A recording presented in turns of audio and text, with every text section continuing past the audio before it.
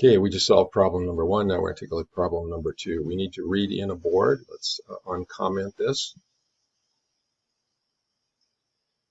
And so we need to know how to read a file here. We need to know how to pick strings apart using the substring function. The board is 20 by 20. We said we can assume that we know the size of the board, although actually we can use the length function to figure that out anyway. So let's, and the name of the file is board.txt. So read board, we're going to pass in a two-dimensional array of booleans. So let's go down. We'll just put this right below our main program, and static void doesn't return anything. It just modifies the array. And read is the name, and it is a bool, and it is a two-dimensional array, and we're going to call it board. And that's it. That's the only argument that gets passed in. Okay. And we need a file. In order to use a file, we need to have system.io in our using list up here, and it is there, so we're good on that. And if we want to read a file, we need a stream reader. So stream reader,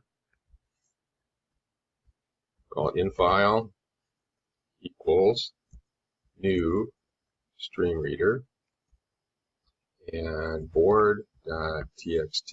And if that's in the correct folder, which I think it is, then we don't need to put any path information in front of it.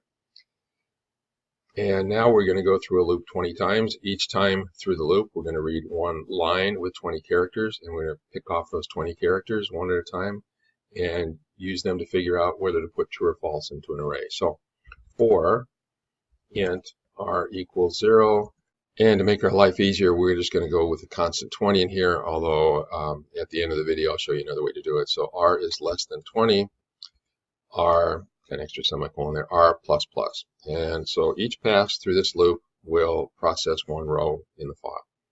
So I need to read in one of the lines, and it's going to be infile.readLine. Okay, so now I've got a line with 20 zeros and ones in it, and what I want to do is I want to step across each one of those characters and determine what goes in the board. So I need another for loop to take me from the first character to the last.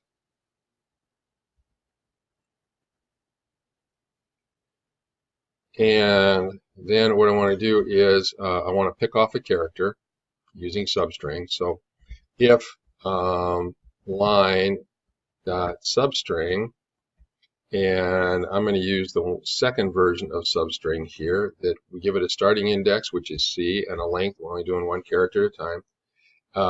So if the character at that column is equal to a 0, we're going to put false in the board at the given position. So board at this row and this column is going to equal false. That means there's no ship there. Else, the only other thing is for there to be a 1 in the cell, or in the string. And so board sub r comma c equals true.